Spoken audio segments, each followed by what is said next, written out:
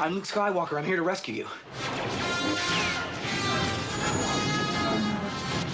It is the most popular space adventure of all time. Exciting is hardly the word I would choose. It's one of the most groundbreaking sagas in Hollywood history. There'll be no one to stop us this time. It captured imaginations with an irresistible force. You've taken your first step into a larger world. And catapulted 3 young performers to superstardom. I got him! Great kid! Don't get cocky! My whole life was changed by the opportunities that came to me through the success of Star Wars. It really is a wonderful morality tale. I'll never turn to the dark side. It's George's vision, and he truly is a visual man in a profound way. But the Star Wars trilogy didn't just change the way we look at movies. It changed the way that movies are made. You must unlearn what you have learned. There's so many accomplishments that George has done that really has changed the business as we know it. We did it! What began as a galactic fairy tale became a success story beyond one man's wildest dreams. The Force will be with you, always. I expected not to ever make a hit movie. That wasn't my agenda. I certainly didn't expect Star Wars to be this giant hit.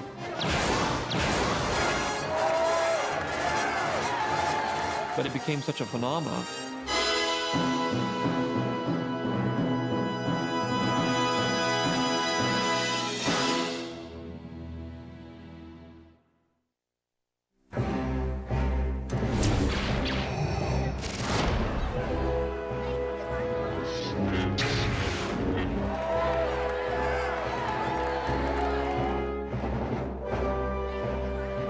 It's hard to remember a time before Star Wars.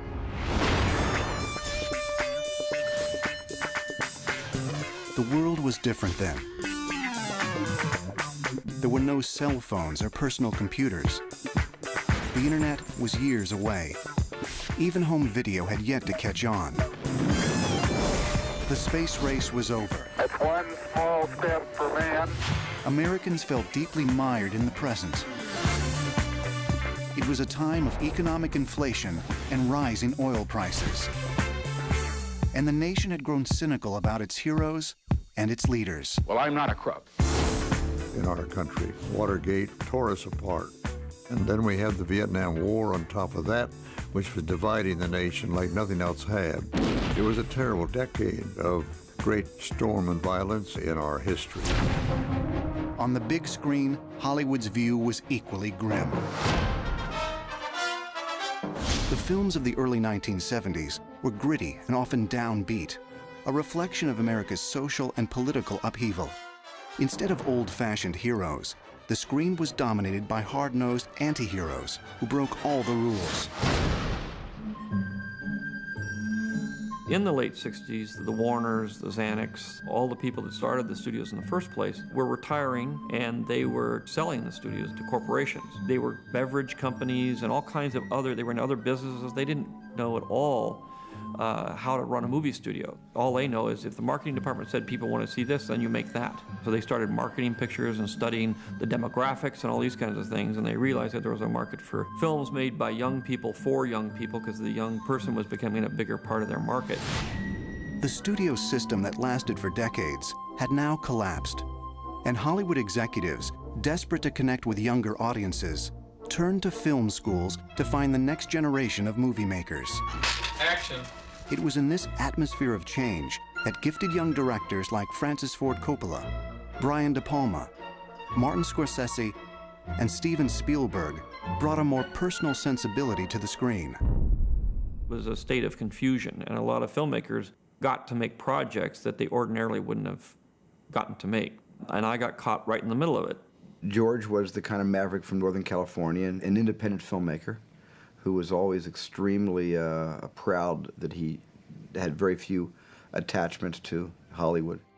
Born in Modesto, California, George Lucas grew up reading adventure stories and watching movie serials on television.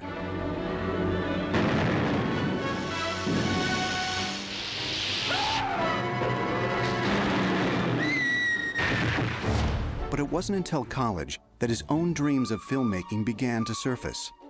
In 1963, he left Modesto to attend film classes at the University of Southern California. I was teaching at USC, and George was in one of the seminars. We talked about some of his early attempts at filmmaking. And I'll tell you, right from the beginning, George had a unique vision. George was a guy that thought out of the box, as you can certainly see by his student film THX 1138.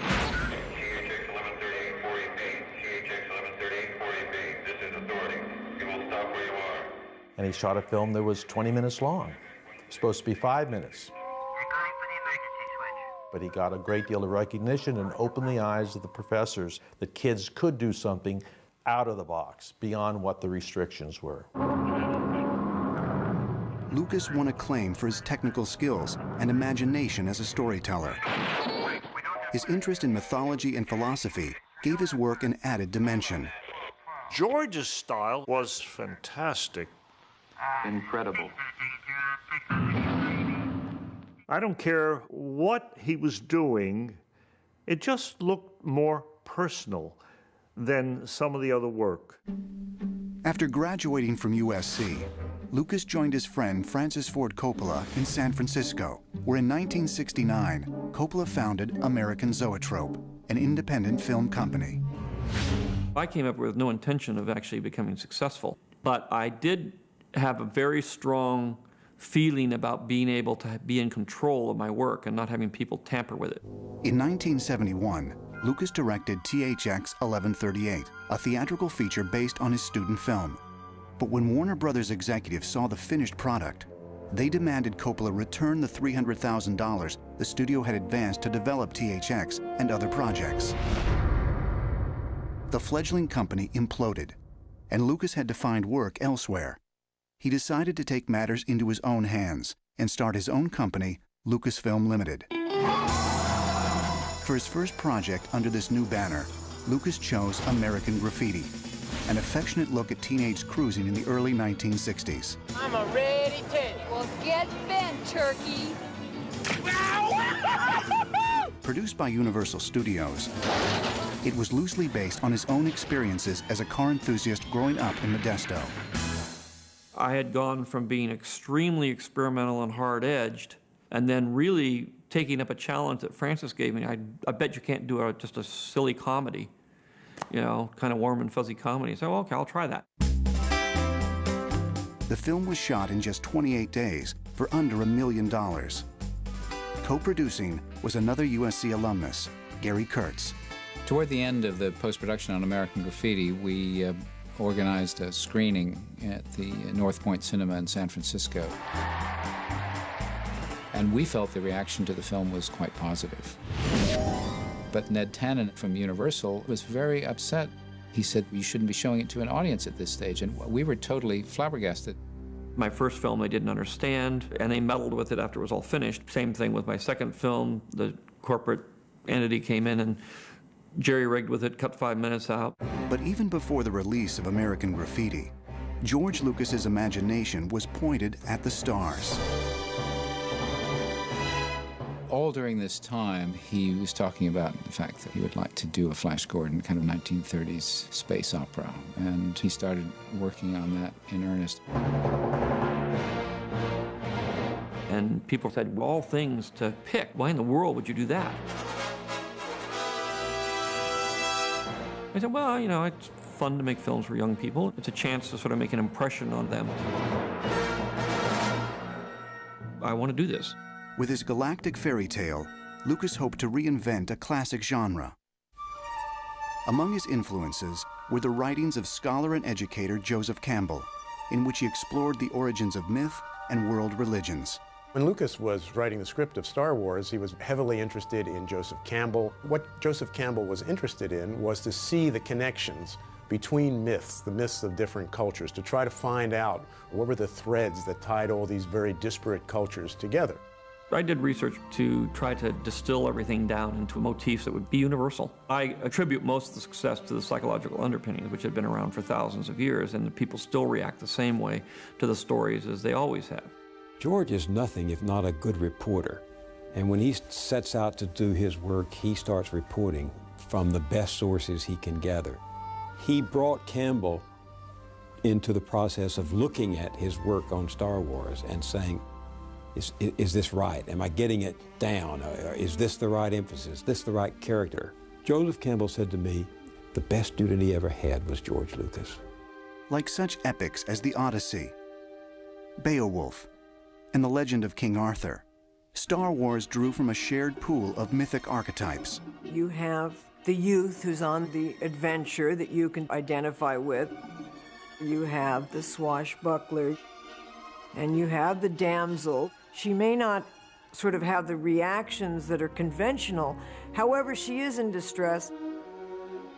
And you have the wise old man who you go and you find him, and you have the funnier characters. I mean, it really adheres strictly to that form. It's the traditional ritualistic coming-of-age story. And when I went into the mythological side of what I wanted to do, that's a key factor with heroes. By the summer of 1973, George Lucas had created a treatment that he felt was ready to shop around. Whether anyone would be interested, that was another story.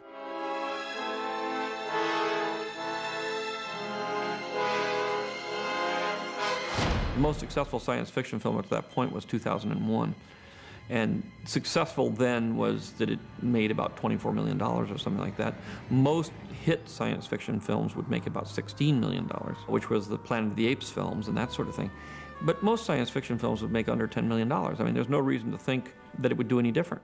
Star Wars was more space fantasy than science fiction, but its galactic setting made it a tough sell in 1973. When I was pitching the film, all I had was like a 14-page story treatment. It was very vague. Said it's kind of a 1930s action-adventure Saturday afternoon serial based on the kind of Flash Gordon, Buck Rogers kind of comic book future. And that's about all they knew about it. In the 70s, science fiction seemed to be all about apocalyptic societies and death and destruction. Not very inspiring, so we were fighting an uphill battle with the science fiction project. George Lucas brought Star Wars to Universal and United Artists. Both studios passed on the project, but the ambitious young filmmaker was secretly relieved. The last thing he wanted was to hand his dream project to the wrong people. He didn't care for the studio system. He used it because there was no other way of doing what he needed to do. Undaunted, Lucas presented Star Wars to Alan Ladd Jr., the new head of creative affairs at 20th Century Fox. Ladd, a former producer, was able to recognize potential in the filmmaker, if not necessarily the film. We had a meeting, and George said, well, I've been thinking about this thing called Star Wars, and told me about it. And I said, that sounds terrific. I mean, the technology part of the whole thing was completely over my head, but I just believed in him and his genius. I sort of recognized off of American Graffiti that he really was a genius, so I just flew with it. He understood what talent was. He respected talent, and he was able to say, I think this guy's talented, I think we're going to invest in him. So Alan Ladd Jr. invested in me. He did not invest in the movie, and it paid off. In 1973, Ladd's investment in George Lucas proved justified. American Graffiti was finally released to rave reviews and became the third highest grossing picture of the year. It went on to earn more than $100 million worldwide. American Graffiti showed a very human center and a huge heart that George has always had, by the way. And I think that surprised a lot of people. With a preliminary deal for Star Wars in place, Lucas began writing his screenplay in 1974. It proved more ambitious than he had first imagined. The filmmaker was able to distill his idea down to its essence, an epic battle between a heroic rebel alliance and an evil galactic empire.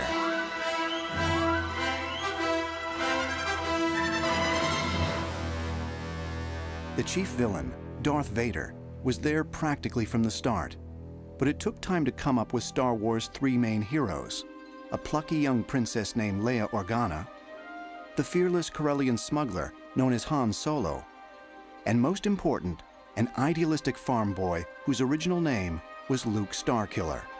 Over the course of his adventure, Luke trains to become a Jedi Knight, deriving his power from a mystical energy known as the Force. But along the way, the script went through radical changes. At one point, Luke was a 60-year-old general, and Han Solo had green skin and gills. Even the concept of the Force had yet to be fully realized. Instead, there was the Kyber crystal, a sort of galactic holy grail. The concept of the Force was an important one in the story, and the difficulty is trying to create a religious, spiritual concept that works in a very simple way without heavy exposition or without it seeming to pull down the story. It got to be a very fat script, about 200 pages, and the story had gotten away from me. So the only way I could cope with it was to say, I'll take the first third, the first act, and I'll make that into a movie. But I'd written all this other stuff. I'd spent a year writing this story, and I said, well, I'm not going to just throw away 2/3 of my year and say, this is all I can afford at this point. This is the only amount of money I'm going to get us to do this one movie. So I put it on the shelf, and I said, by hook or by crook, I will finish this movie.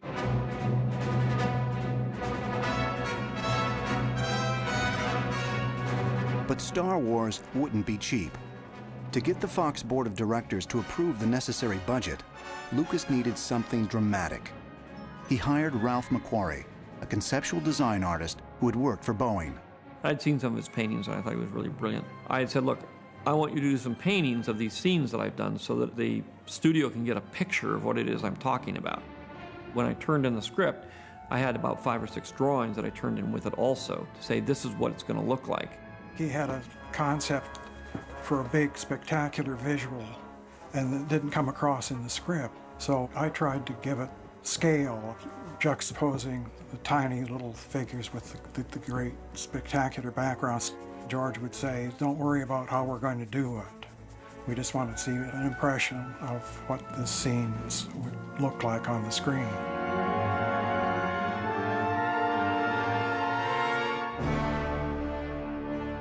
McQuarrie's artwork won over the Fox board of directors, who soon approved a budget of just over $8 million. With only the first part of his Star Wars saga being made, Lucas also needed to think about the future. But his prior dealings with major studios had taught him to be cautious. When I made the deal for Star Wars, originally I made the deal before American Graffiti didn't even come out. Because Alan Ladd had seen the film American Graffiti. He said, I'll make a deal. But he made a very, you're going to make X number of dollars and this kind of thing. And it was a very, one-page memo. When it came up to doing the contract for the film, which was about a year later, I knew that what I really had to do was to protect the unwritten part, the other 2 parts of the script. All of a sudden, Graffiti comes out, and it's a big, huge smash success. So his agent came back and said, well, hey, look, this guy's made this huge, successful movie now. Don't you think we should get more than $200,000 for writing, directing, and producing a movie? I said, yeah, I think you should get more. I was very careful to say, I don't want more money, I don't want more points, I don't want anything financial, but I do want the right to make these sequels. I was working on the assumption, as every filmmaker works on, which is the film will be a disaster and that it won't be promoted and it'll just die a horrible death. And it'll be very hard to get these next 2 movies made. George said, like a big slice of the merchandising. Up until that time, merchandising had been relatively unknown. When I took over the licensing, I simply said, I'm going to be able to make T-shirts, I'm going to be able to make posters, and I'm going to be able to sell this movie, even though the studio won't. So I managed to get control of pretty much everything that was left over that the studio didn't really care about. George was enormously far-sighted, and the studio wasn't, because they didn't know that the world was changing. George did know the world was changing. I mean, he changed it. With his Star Wars contract completed, George Lucas now needed a rebel force up to the challenge of production. In the summer of 1975, he founded the visual effects company Industrial Light and Magic. There was no special effects companies in those days, and the studio's special effects department had been disbanded. Part of that was because of the expense, and part of it was that the American taste, the culture had gone toward very realistic-looking films. We approached the visual effects as a grand experiment and saying, can we do this with a lot of people who work on architectural models and in commercials and have never made feature films before? We were kind of like a weird kind of fraternity of robotic photography nuts or something like that. I mean, this was a big movie for Fox. We were doing commercials. We all dreamed about doing a feature, and this was like the dream come true. So Star Wars came along just the perfect time for us. We moved into a big empty warehouse in Van Nuys, right near the Van Nuys airport, and basically started from scratch. I mean, it was empty. In the early days, you used to park your car inside. There was no cam equipment, no rooms to speak of. Supervising at ILM was John Dykstra, an effects cameraman who had worked under Douglas Trumbull on films like Silent Running. I was essentially to be responsible for doing the visual effects for the film. We took the concept of motion control, which is essentially an old concept of being able to duplicate camera motion through more than one pass so that you can generate multiple elements of film, and we made it production savvy by tying it into a computer, which was at that point custom-built microprocessors. There were no PCs. You didn't go down buying a PC. We built them from scratch. At the same time the camera system was being built, another team began constructing model spaceships. I was one of the early hires. They had a small art department, and there were some concept models made out of cardboard and model kit pieces. There were some storyboards and some concept illustrations that Joe Johnson had done. There were some paintings that Ralph McQuarrie had done. Everything came either from my sketches or Ralph's paintings and drawings and any input that George might have, you know. There wasn't a lot of outside influences on Star Wars.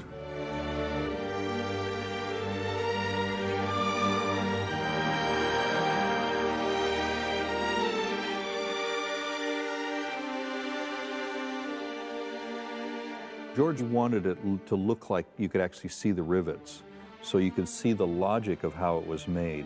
I was originally hired to work on the Death Star, the 40-foot by, what was it, 40 by 80 feet or 40 by 60 feet or something like that. Nobody wanted to do the job because you had to spend a lot of time on your knees. Everybody sort of could cross-train and work in different techniques. That was different than the Hollywood system that had very strict sort of union rules. But there was no way that this work could be done that way, or no way that the Hollywood unions could understand what we were doing. With pre-production gaining momentum, Lucas next began the process of casting his galactic opus. He shared the audition stage with his friend Brian De Palma, who was seeking actors for the Stephen King shocker, Carrie. It just happened that we were both making these movies and casting at the same time, so we decided to combine our efforts. I've made movies with very young people that have no track record, so I have to kind of go through and discover them, pick them, and then test them and go through them and have readings. And so it takes a long time. I spent probably 6 or 7 months casting Star Wars, and that's a long process to sit in a little room and interview people. And I interviewed thousands of people. In casting the male leads, Luke Starkiller and Han Solo, Lucas looked for individual screen presence as well as chemistry between performers. Well, it checks out again. There's no mistake. You can't find Organa Major? I found it. It's just not there. Oh, I found it. It's just not there. What's left of it is contaminated. That's it there. Look at those radiation readouts. It's impossible. I've never seen anything like it. The Empire must have gotten here first. The planet has been completely blown away.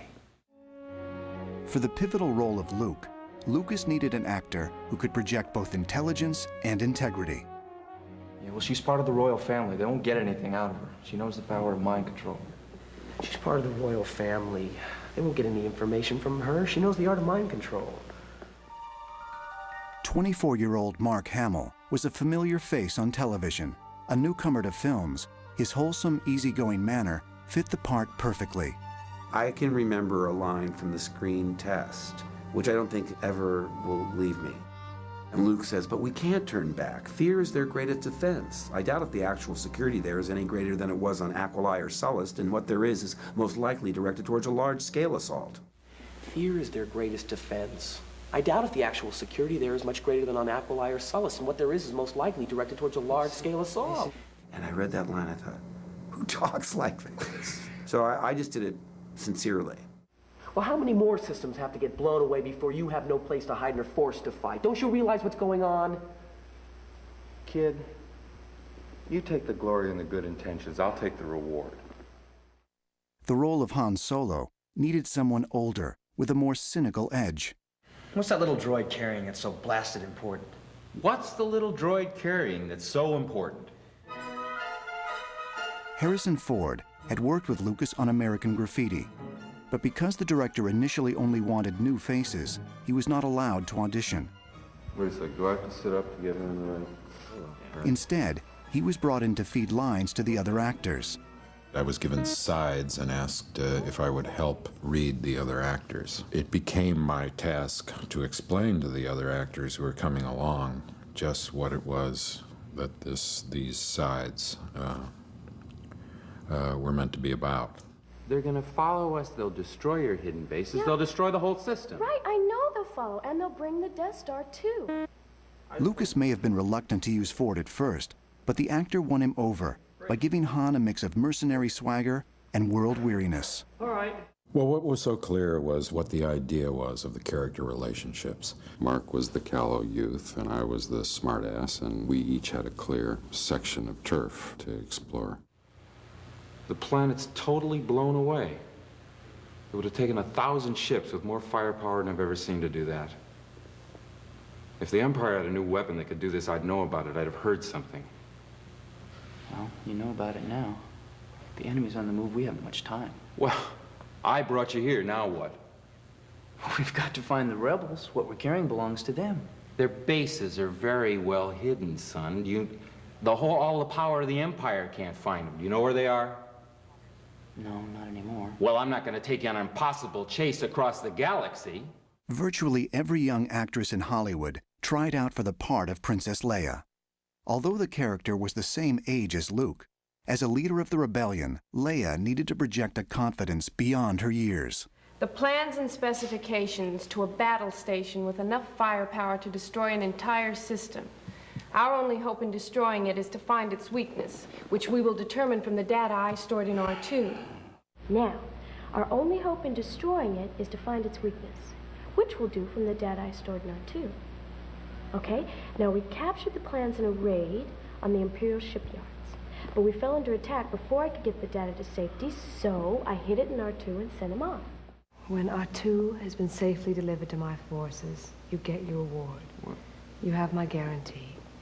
What's the little droid carrying that's so blasted important? The plans and specifications to a battle station with enough firepower to destroy an entire system. One actress in particular seemed tailor-made to play a princess.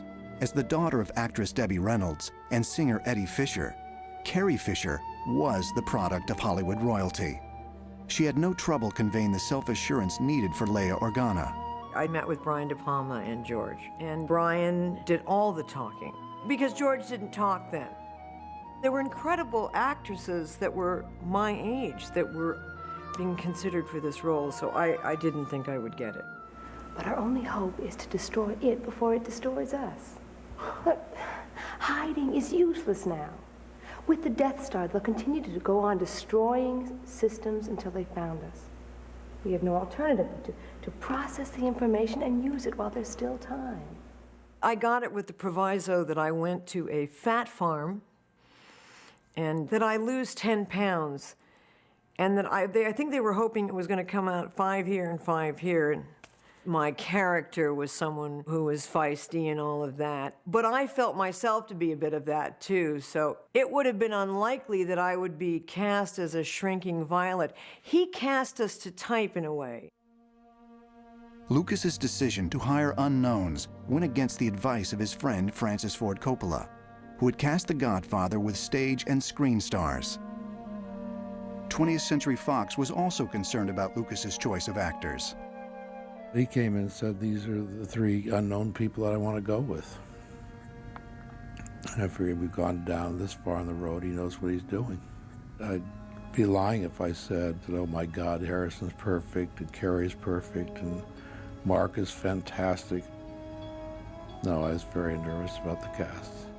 For the important role of aged Jedi Master Obi-Wan Kenobi, Lucas recognized that he needed an established star. Sir Alec Guinness was a veteran of over 40 films and had won an Oscar in 1958 for his performance in The Bridge on the River Kwai. The knighted actor had the pedigree and the persona. The Alec Guinness role required a certain stability and gravitas as a character, which meant we needed a very, very strong character actor to play that part. Signing Guinness was a major coup, but more casting would be done in London, where Star Wars would be principally produced.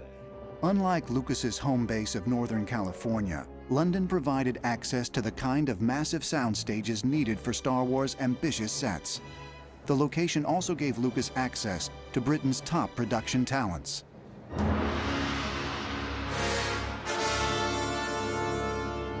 The character of Darth Vader demanded someone of commanding physical stature. To fill Vader's boots, Lucas cast champion bodybuilder David Prowse, whose resume included roles like Frankenstein's creature in Hammer's popular horror movies.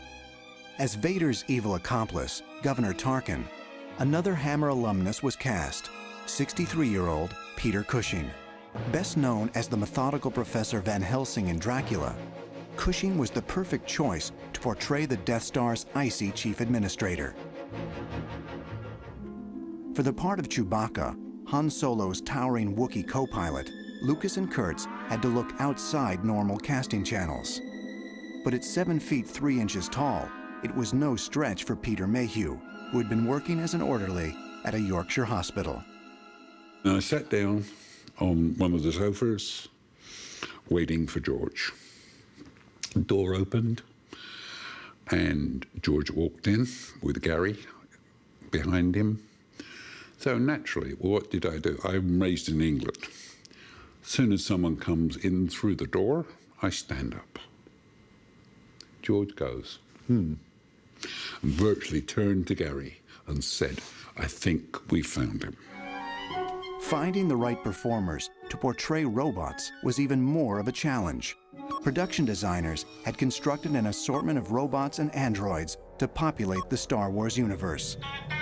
But it would take living, breathing actors to give personality to the 2 main droids, C-3PO and R2-D2. To operate R2, Lucas needed a performer small in stature, but with a big imagination. Enter 3-foot 5-inch stage comedian Kenny Baker. They couldn't find anyone that would fit inside this robot to make it move. And they couldn't use kids because it was quite a heavy machine, you know, that was weighed about 80 pounds. Well, I've had a lot of experience of inside costumes and inside cats and dogs and goodness knows what else, you know. So when I got into the robot, you know, he said, look happy, so I'd go. Inside, well, nobody could see my expressions, obviously. But it just, you have to do something to get the feel of the thing. Actor Anthony Daniels not only had the slender build needed for C-3PO, but training as a mime artist. He'd been seeing people every 5 minutes. I was there for a while and thinking, well, nearly time to go, I guess. And then, kind of over George's shoulder, I saw painting. And the most extraordinary thing happened. It just struck me because I kind of looked at this face. And the face looked back at me, and we had this extraordinary eye contact. You know, he's looking right out of the picture, and he seemed to be saying, come, come, be with me. And the vulnerability in his face made me want to help him. Isn't that weird? He just looks utterly vulnerable. That painting completely changed my attitude to the whole project. Years later, I was able to go to Ralph McQuarrie and say, you realize this is all your fault. In March 1976, with casting completed, George Lucas and Company arrived in North Africa. It was a strange caravan of British and American filmmakers working in a French-speaking nation on a script few people believed in. The overriding thing for me, really, at that stage was the amount of work that we had to do, the amount of stuff there was to achieve, and we had grave doubts about getting it done in time. But the trial by fire had yet to begin. It was now up to Lucas to make his movie. Just one day into filming, the Sahara was pelted with its first major rainfall in 50 years.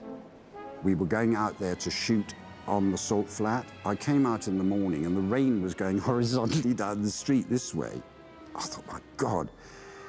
I just called a rest day and the crew told them all to go back to bed because there was no way we were going to shoot on that. It was the first 2 weeks of shooting. We'd run into a lot of weather problems. The sets had blown down. I didn't get everything shot. It was a disaster. At that point, I was pretty depressed, saying, boy, I've gotten myself in way over my head. I don't know what I'm going to do. You must do what you feel is right, of course. With temperatures topping 100 degrees by mid-morning, Tunisia was anything but fun in the sun. Baking for hours in heavy costume, even the film's stunt coordinator, Peter Diamond, found the conditions physically exhausting. I was the only stunt person on the picture in Tunisia. I became a Tuscan Raider, or a sand person. I'm not a sun merchant. I don't like the sun, I just burn. So I just died with the heat of it. I couldn't stand it anymore, it was so hot. But there were so many problems, it just was not a good location. We seem to be made to suffer. It's our lot in life. C-3PO was finally put together for the very first time the day before we started shooting. R2-D2 didn't really function that well. He could run along in the three-legged position, but he couldn't turn his head at the same time. And there were wires everywhere. And the head was on a track of ball bearings. I used to grab whatever I could grab hold of and turn it physically that way and that way, not very far. Because I went too far, the wires would go around my neck. And then they'd say, cut, right, break for lunch. And everybody just walk away and leave me. And then they'd remember me, you know, eventually. But that happened many times. Was bad enough because putting on the costume for the first time. And within 2 paces, the left leg had shattered down onto the plastic of the left foot and was gently but forcibly and persistently knifing it into the soft part of my foot. So we took it off, and I limped to the set with 1 foot. And it was then I began to panic about the days to come. As the actors and crew began to grumble about the adverse conditions, it was Sir Alec Guinness who served as a role model of professionalism. It was, for me, fascinating to watch Alec Guinness. He was always prepared, always professional, always very kind to the other actors. He had a very clear head about how to serve the story. He was the person who sort of brought it some legitimacy. And I asked him why he wanted to do it. And he loved the idea of playing a mentor or a wizard in a morality play where good and evil so clearly defined. Action!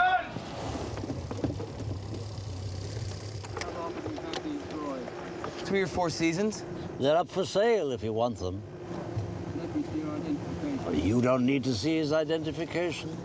I don't need to see your identification. These aren't the droids you're looking for. These aren't the droids we're looking for. He can go about his business. You can go about your business.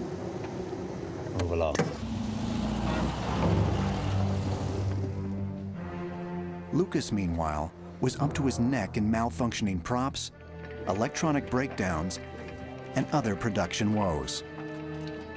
Star Wars was already struggling to stay on schedule. The only silver lining was that after Tunisia, the production would be moving to a more controlled environment, Elstree Studios outside London.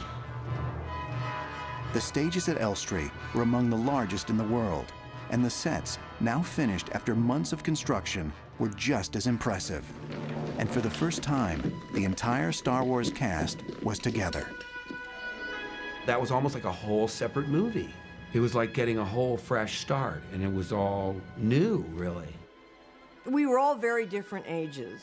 I was 19, Harrison was 33, and he was sort of the big man on campus. And meeting him, you sort of felt, well, he'll be a movie star.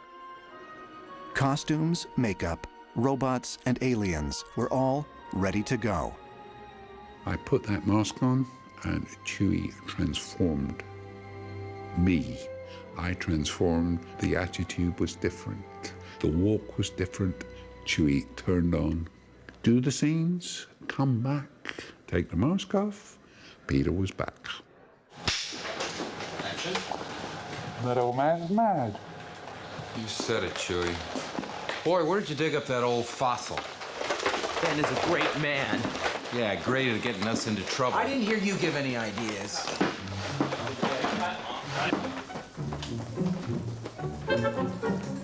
But working at Elstree Studios didn't mean the production was free from problems or strict British Union regulations. At 5:30, we had to stop unless we were in the middle of a shot. I could ask the crew for an extra 15 minutes, but they always voted me down. I'm not putting down the British crew, but there was kind of attitude like, what is this? It didn't help that most of the crew thought Star Wars was just a children's film. At times, even the actors were hard-pressed to take the work seriously. Didn't think it was going to be any good. Whereas I didn't. I thought, this is a bit strange. And I can remember this lighting man. He said, what is all this about? He said, I can't, it's a load of rubbish, you know. And we all thought it the same at the time. Thought, yeah, this is a bit strange.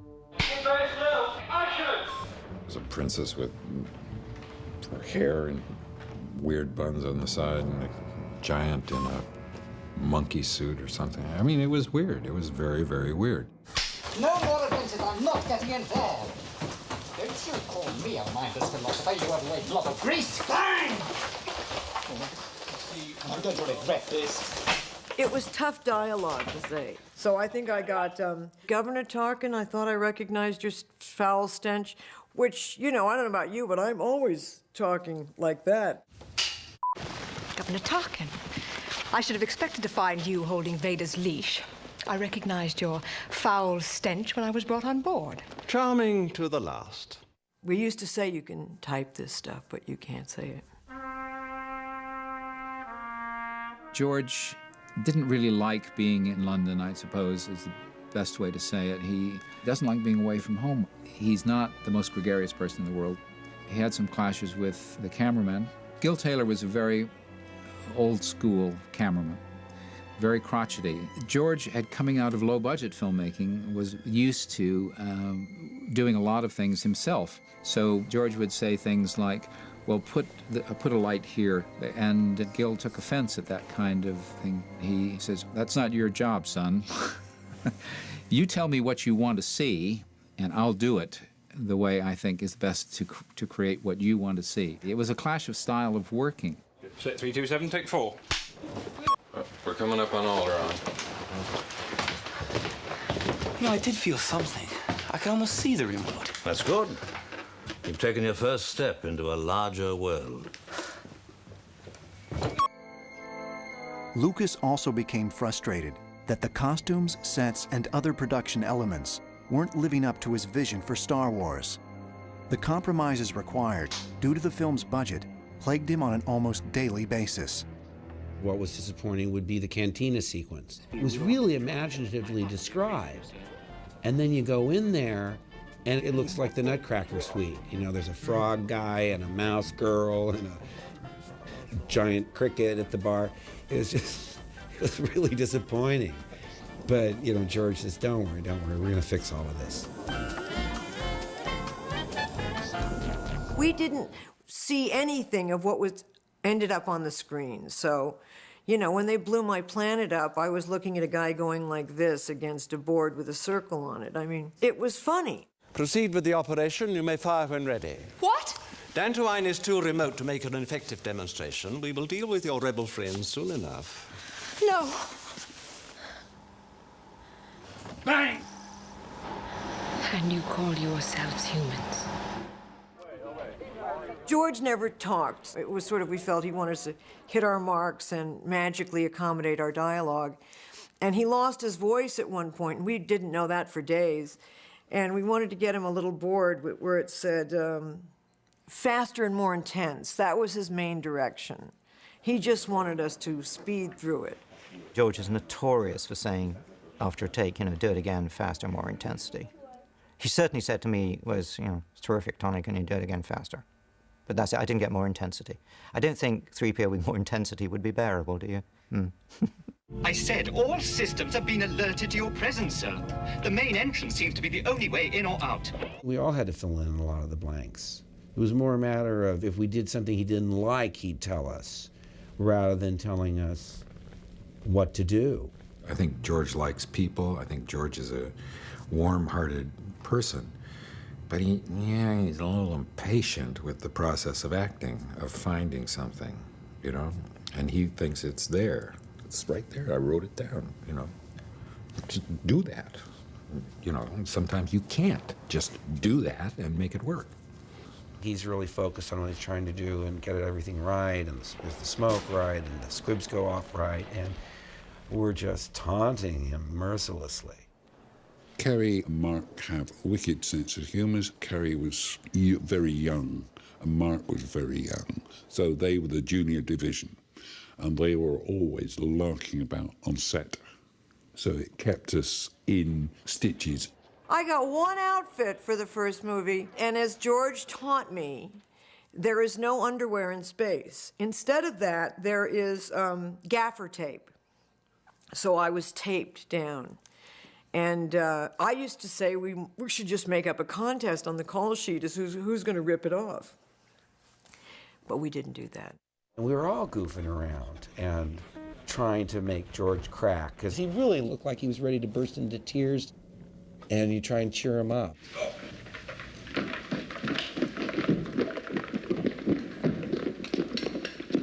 Okay, cut it. And.